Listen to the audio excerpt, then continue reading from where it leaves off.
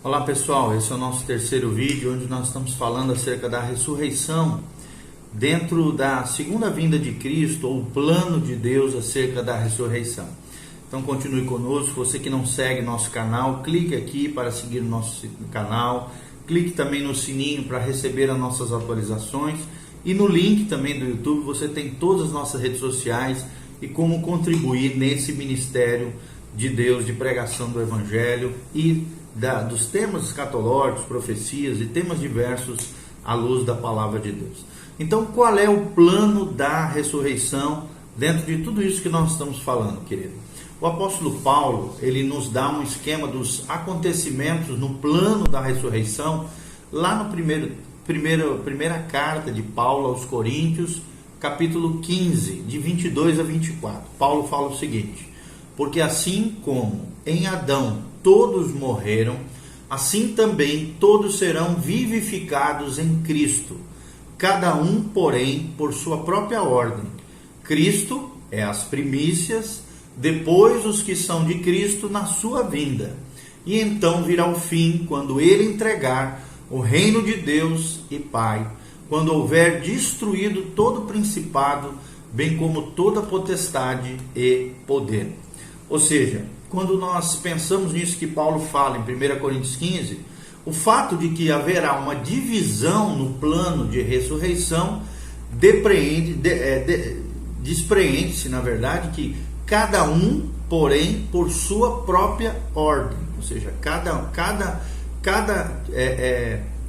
um dos dois tipos de ressurreição que nós já vimos, ressurreição para a vida e ressurreição para a morte, primeira ressurreição e segunda ressurreição, conforme diz a Bíblia no versículo 23, cada um, porém, por sua própria ordem.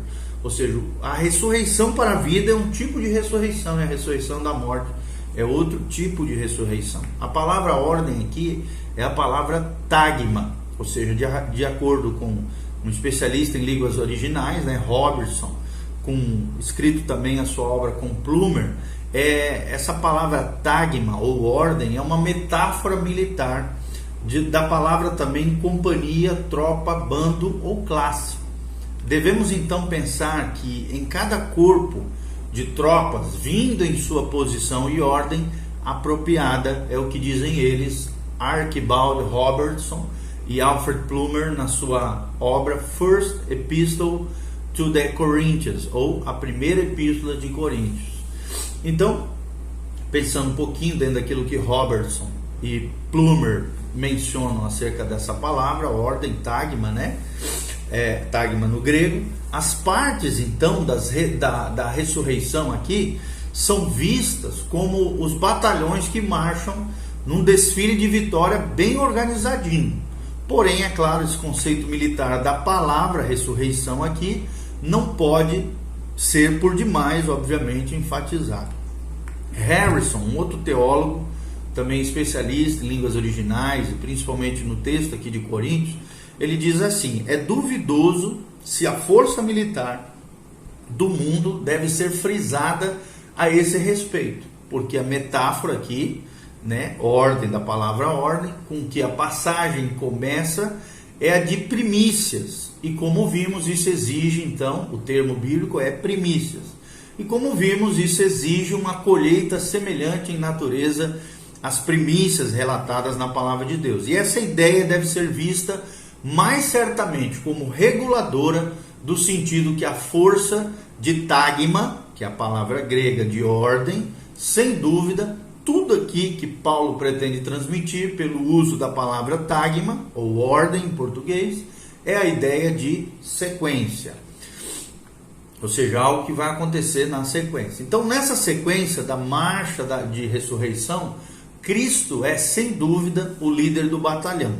E as primícias aqui relatadas na palavra de Deus é uma colheita que promete grande abundância de frutos semelhantes que frutificarão numa hora determinada, estabelecida por Deus. Essa fase do plano da ressurreição foi cumprida na ressurreição de Cristo, no terceiro dia, e marca também o começo de todo esse plano de ressurreição. Já um segundo grupo é introduzido pela palavra depois. E essa palavra, no grego chamado de epeita, E-P-E-I-T-A, significa um espaço de tempo, de duração indeterminada. Edwards, na sua obra, ele comenta assim, quando ele fala sobre essa palavra, ele diz assim, ele não diz que um acontecimento segue o outro imediatamente, e nem diz quão cedo ele se seguirá. Ou seja, então a gente vê um intervalo de tempo aqui, que nós sabemos, à luz da palavra de Deus, que são 1000 anos proféticos. Então, quem falou isso foi Edwards, na sua obra The First Epistle to the Corinthians, ou a primeira epístola de Coríntios, traduzindo aqui para o português.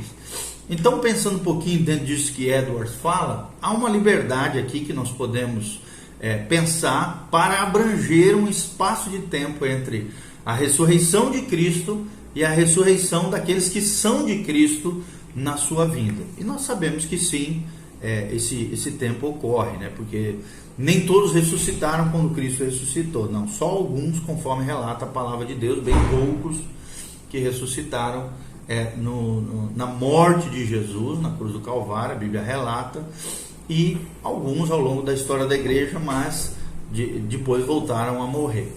Então, não houve uma ressurreição ainda coletiva. Então tem havido diferença de opinião quanto a quem é mencionado no segundo grupo aqui, que Cristo é as primícias e depois um batalhão juntamente com ele. Então alguns interpretam aqui o termo os que são de Cristo, que no grego é oitou Christou, como sinônimo daqueles em Cristo, em tom Cristo, no grego. Ou seja, do versículo 22 aqui de 1 Coríntios 15. Essa seria então uma expressão técnica que descreve a relação dos santos para com Cristo na presente era, que era essa, a era da igreja, a dispensação da graça. Logo então podemos concluir, pensando em tudo isso, que esta é a ressurreição da igreja mencionada lá em 1 Tessalonicenses 4,16. Essa teoria é apoiada por uma referência à palavra vinda, que no original em grego é parousia, geralmente aplicada e traduzida pela palavra arrebatamento. Então Paulo estaria afirmando assim que o segundo grande grupo na marcha da ressurreição seria formado por todas aquelas pessoas da presente era, ou era da igreja, que ressurgirão no arrebatamento da igreja, conforme relatado no primeira epístola de Tessalonicenses, capítulo 4, a partir do versículo 13 até o 18. Então os que defendem tal teoria, afirmam que Paulo não está mencionando aqui a ressurreição dos santos da tribulação, nem os santos do Antigo Testamento. No entanto, já que Paulo está descrevendo o grande plano de ressurreição, parece estranho que esses importantes grupos fossem omitidos. Então é melhor, obviamente, aceitar a teoria alternativa de que a expressão os que são de Cristo é uma referência geral a todos os redimidos, seja da era da igreja, seja do período do Antigo Testamento ou do período da tribulação, todos os quais serão vivificados na vinda de Cristo. Ou seja, a palavra vinda, então, seria interpretada no seu sentido mais amplo, aplicando-se à segunda vinda e ao seu plano, e não apenas ao arrebatamento. Então, assim, Paulo estaria falando que o segundo grande grupo seria composto por santos de todas as eras que serão vivificados na segunda vinda porque pertencem a Cristo. Há um debate vigoroso nos meios cristãos entre os expositores quanto ao significado da expressão então virá o fim, do versículo 24. Alguns acham que a palavra ressurreição deveria ser incluída aqui. Então virá o fim da ressurreição, dizem alguns. E assim Paulo estaria falando sobre o término do plano com a ressurreição dos incrédulos mortos no final dos 1000 anos. Outros, especialistas, argumentam que os incrédulos não estão incluídos, mas que Paulo ensina que a ressurreição será seguida pelo fim dessa era, que é a expressão então virá o fim da era, como em Mateus 24, por exemplo, versículos 6 e 14, e Lucas 21, versículo 9. Então a questão é decidida pela interpretação do relacionamento entre os dois usos que existe da palavra todos, lá no versículo 22. Eles são coextensivos ou não? É a pergunta que surge aqui no ar. E a resposta é que a primeira teoria afirma que os todos aqui, descrito na palavra de Deus, que morrem em Adão, não são os mesmos todos vivificados em Cristo. Essa é a primeira teoria que existe.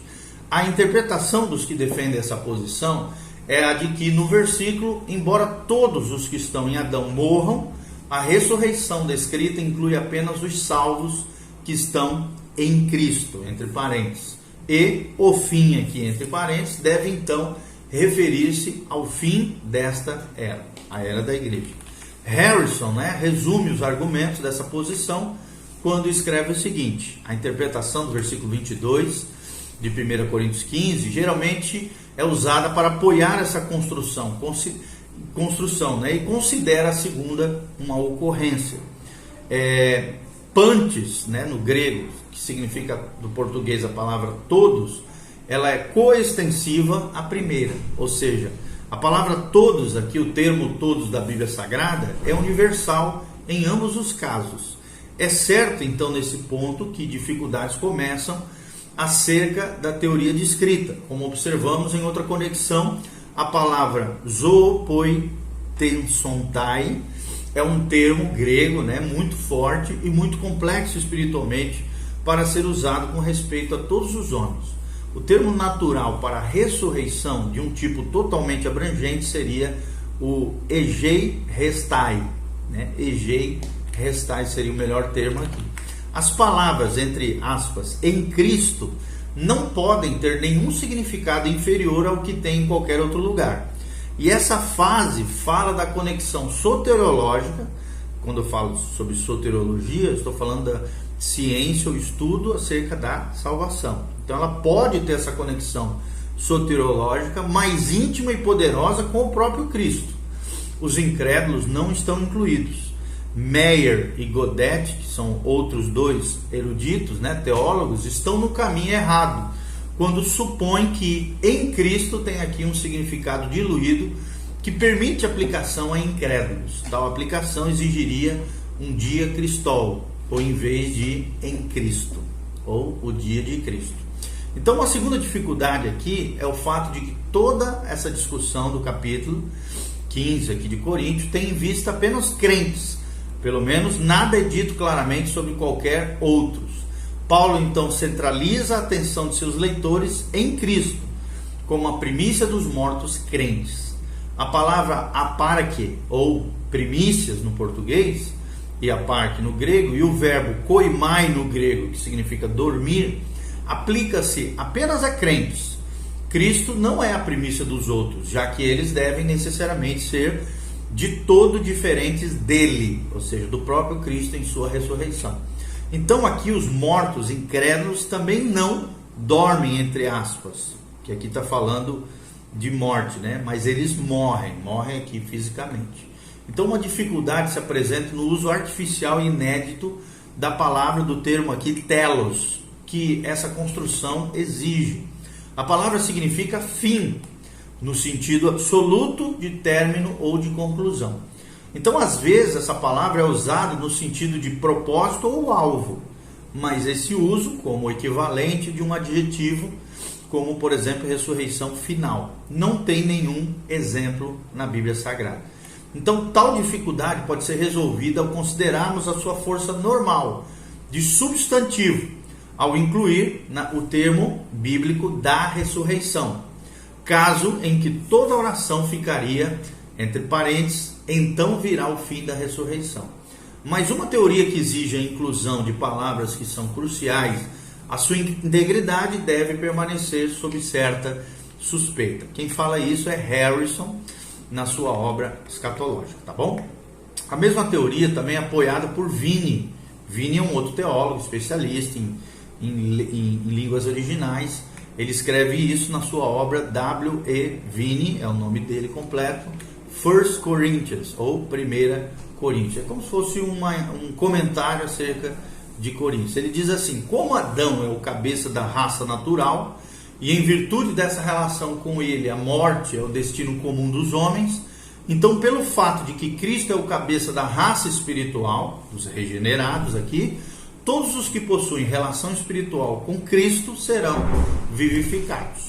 Não há ideia de universalismo da raça humana na comparação da segunda afirmação com a primeira, que os incrédulos estejam em Cristo, entre aspas. É totalmente contrário ao ensinamento das Escrituras e logo apenas os que se tornam nova criaturas, os regenerados e possuem vida espiritual e portanto estão em Cristo, entre aspas, na sua experiência nesta vida presente estão incluídos nesse termo todos do original, da segunda afirmação, os quais serão então vivificados no dia do arrebatamento ou no final da tribulação, ok? Quem fala isso é W.E. Vine, como eu falei na sua obra 1 Coríntios, ou 1 Coríntios, traduzindo em português. Então, pensando um pouquinho dentro do que fala, né, Harrison e Vine, logo de acordo com essa teoria, que é a primeira teoria que nós estamos apresentando aqui para vocês, Paulo está vendo dois estágios no plano da primeira ressurreição. A primeira de Cristo e a ressurreição de todos os que são de Cristo, o que incluiria os santos da igreja, os santos da tribulação e os santos do Antigo Testamento, que são vivificados por ocasião na segunda vinda de Cristo. Ressurreição essa que seria seguida pelo fim da era, né? Então, há aqueles, no entanto, que interpretam a passagem como se Paulo estivesse incluído o fim do plano de ressurreição no seu ensinamento.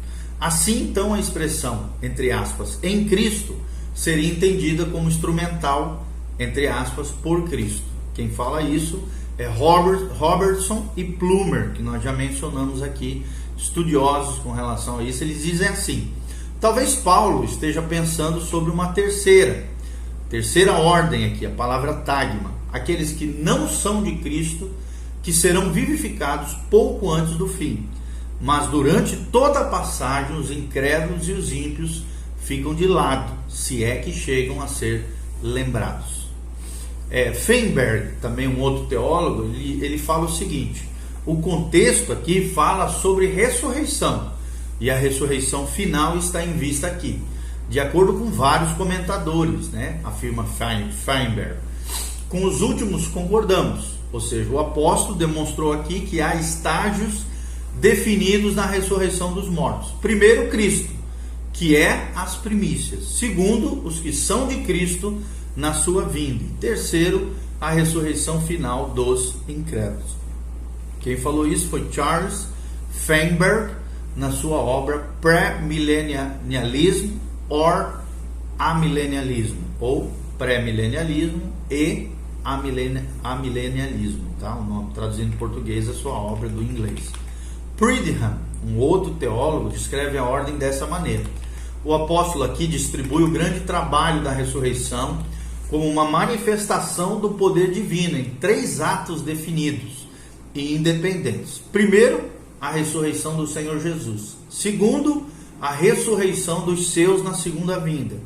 Terceiro, o esvaziamento definitivo de todo o túmulo no final da administração do reino do Filho, quando se apresentarão os mortos não incluídos na primeira ressurreição, pequenos e grandes, para o julgamento diante de Deus. Quem falou isso foi Arthur Pridham, na sua obra Notes and Reflections on the First Epistle to the Corinthians, ou Notas e Reflexões da primeira epístola aos Coríntios, tá bom? Traduzindo para o português essa obra do inglês. Então, visto que a palavra fim, que no grego significa telos, no seu emprego básico, se refere ao fim de um ato ou um estado e se relaciona ao término de um plano, né? Joseph Henry Tyre, na sua obra Greek English Lexicon of the New Testament, ele diz que é preferível entender que Paulo incluiu a ressurreição final nos grupos que marcham e aqui são retratados. Então, mais uma vez, devemos observar que Paulo está prevendo o intervalo de tempo entre a ressurreição dos que estão em Cristo e o final de todas as coisas, ou o fim. Seja no fim da era da igreja, seja no fim do plano de ressurreição. Ok?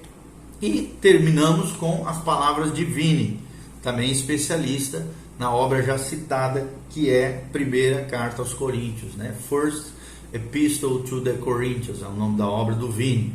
Ele diz: a palavra traduzida por então, entre aspas, não é tote no grego, O então aqui entre aspas, no sentido de imediatamente, mas a palavra aqui é eita no grego, indicando sequência no tempo. Então o termo eita no português aqui, após o intervalo, conforme Marcos 4, 17 e 28 e os versículos 5 e 7 do capítulo atual, o intervalo subentendido aqui no versículo 24 é aquele durante o qual o Senhor reinará no seu reino milenar de justiça e paz. Amém? Então, de alguma maneira, nós trazemos para você como é que vai ser todo esse plano da ressurreição dentro do segundo advento de Cristo. Que Deus os abençoe, continue conosco, clique no link, siga as nossas redes sociais, compartilhe com outras pessoas e que a graça e a paz de Deus esteja sobre a tua vida. Amém e amém.